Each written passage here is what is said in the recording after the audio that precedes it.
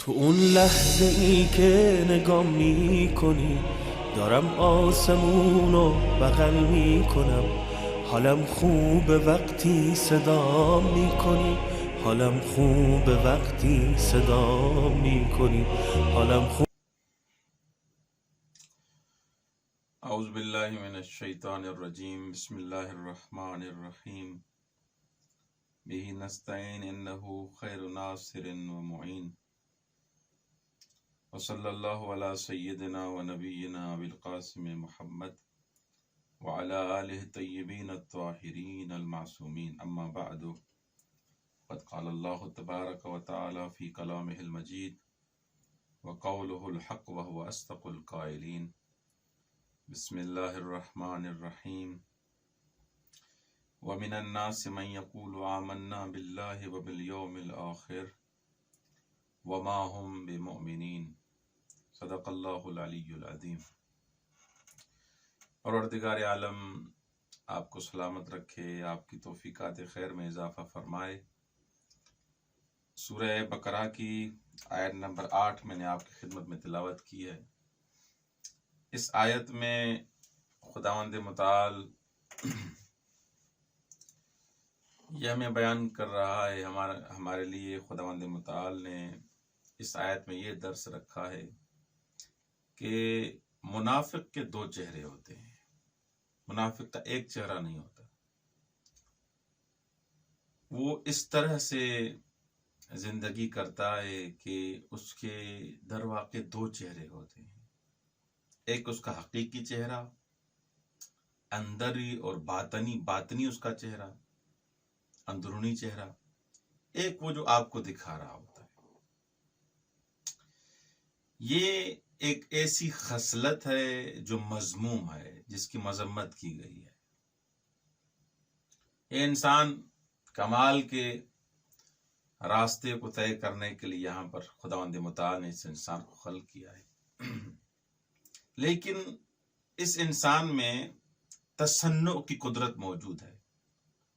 وہ ایسا چہرہ بنا سکتا ہے، تصنع کر سکتا ہے۔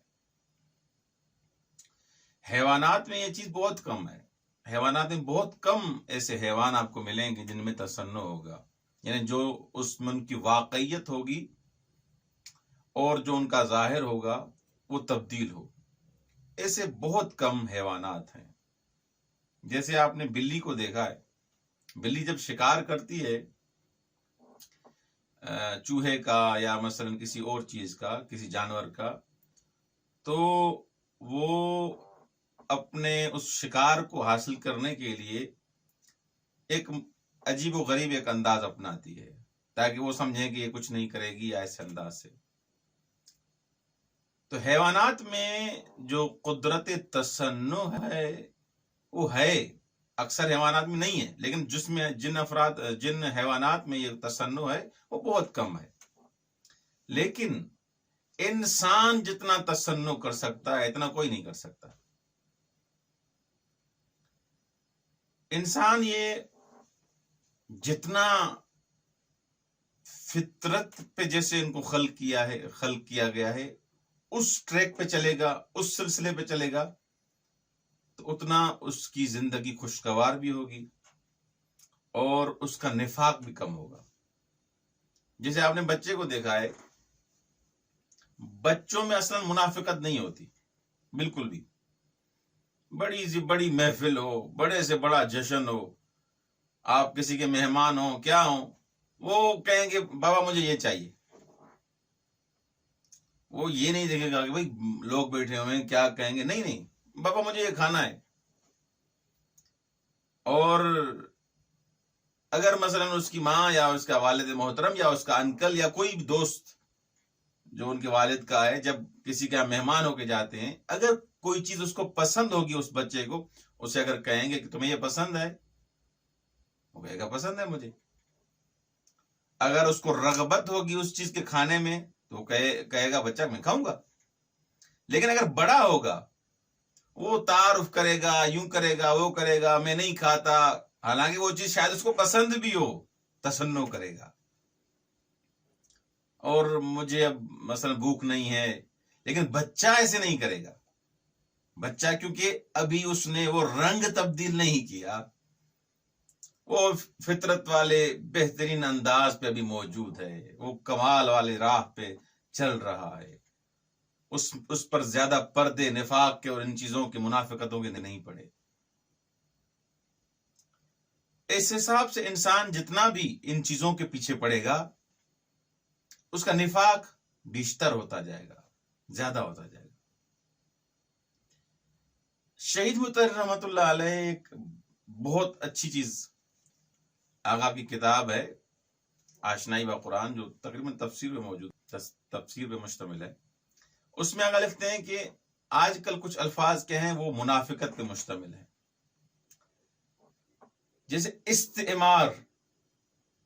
استعمار کہتے ہیں لفظ یہ اچھا ہے، قرآن میں بھی لفظ استعمال ہوا، والذی انشأکم من الارض واستعمرکم فیہا، کہ خداوند متعال نے آپ کو زمین سے خلق کیا۔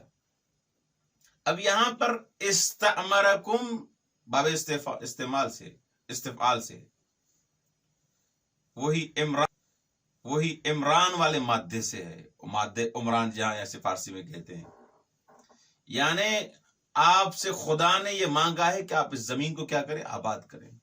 استعمار یعنی آباد کرنا، آپ کو زمین سے خلق کیا اور آپ کو مکلف کیا ہے، آپ کی ذمہ داری یہ ہے کہ اس زمین کو کیا کریں؟ آباد کریں۔ استعمار کا مطلب کیا ہوا؟ کہ آبادی کے پیچھے جانا۔ اب یہ ہم کہتے ہیں استعمار، یہ کیوں ایسے ہوا؟ یہ جو استعمار والے جو ملک تھے، یہ جو کنٹریز تھیں، یہ یہودی جو افراد تھے، وہ کیا کرتے کہ کسی کنٹری میں جاتے تھے، وہ یہ نہیں کہتے تھے کہ ہم آپ کی زمینیں لے لیں گے، ہم آپ کے ذخائر لے لیں گے، ہم آپ کا کوئلہ لے لیں گے، ہم آپ کا پیٹرول لے لیں گے۔ نہیں، یہ چیز کہتے تو کون ان کو اپنے ملک میں آنے دیتا؟ وہ جہاں بھی جاتے تھے کہ ہم آپ کی زمین کو آباد کریں گے، ہم آپ کے لیے روڈ بنائیں گے، ہم یہ کریں گے، ہم کمپنیاں بنائیں گے، ہم آپ کے لیے سسٹم بنائیں گے۔ اور یہ کام کرتے بھی، ایک دو روڈ بنا بھی دیتے تھے، کمپنی بھی وہاں پر بلاخر وہ لگا دیتے تھے۔ لیکن ان چیزوں کے مقابلے میں وہ کیا کرتے تھے؟ جو ذخائر ہوتے تھے اس کنٹریز کے، جو ملک کے جو ذخیرے ہوتے تھے، معدنیات اور دوسری چیزیں، ان پر وہ قبضہ کر لیتے تھے۔ لوگ خوش کہ ہمارے لیے روڈ بن رہے ہیں، ہمارے لیے یہ ہو رہا ہے، ہمارے لیے یہ ہو رہا ہے، ہمیں یہ سسٹم بنا کے دے رہے ہیں۔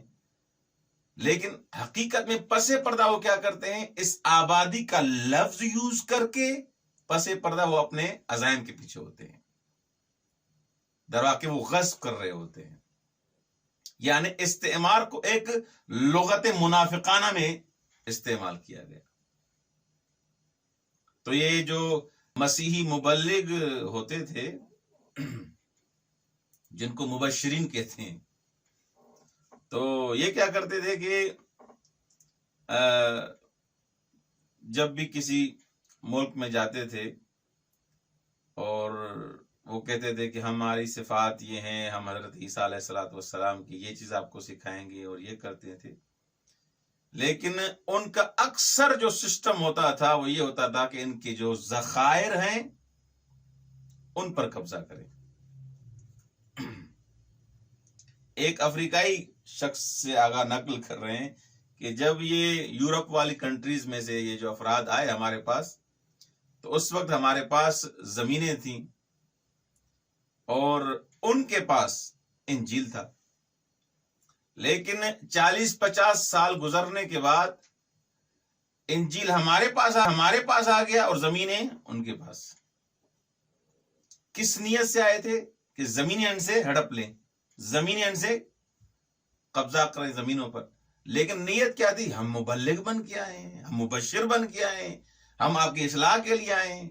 تو لوگوں نے کہا یہ تو یار اصلاح گر ہیں اور یہ ہے وہ ہے، لیکن حقیقت میں انہوں نے کیا کیا؟ استعمار، قبضہ کر لیا۔ منافق بھی یہی کام کرتا ہے۔ ہم مومن ہیں، ہم اللہ پر ایمان لانے والے ہیں، یہ ہے وہ ہے، لیکن حقیقت میں اس کے عزائم کیا ہوتے ہیں؟ ان کے ذخائر پر، آپ کی آبادی پر، آپ کے جان و مال پر کیا کریں؟ قبضہ کریں۔ اسی وجہ سے خداوند متعال نے متوجہ کیا ہے کہ آپ ان کی حرکتوں سے باز آئیں، ان سے بچیں۔ یہ جو حرکتیں کرتے ہیں کہ آپ کے سامنے اظہار کرتے ہیں کہ ہم مومن ہیں، یہ مومن نہیں ہیں، یہ منافق ہیں۔ خداوند متعال سے دعا ہے کہ ہمیں اہل بیت علیہ السلام کی سیرت پہ چلنے کی توفیق عنایت فرمائے۔ والسلام علیکم ورحمۃ اللہ وبرکاتہ۔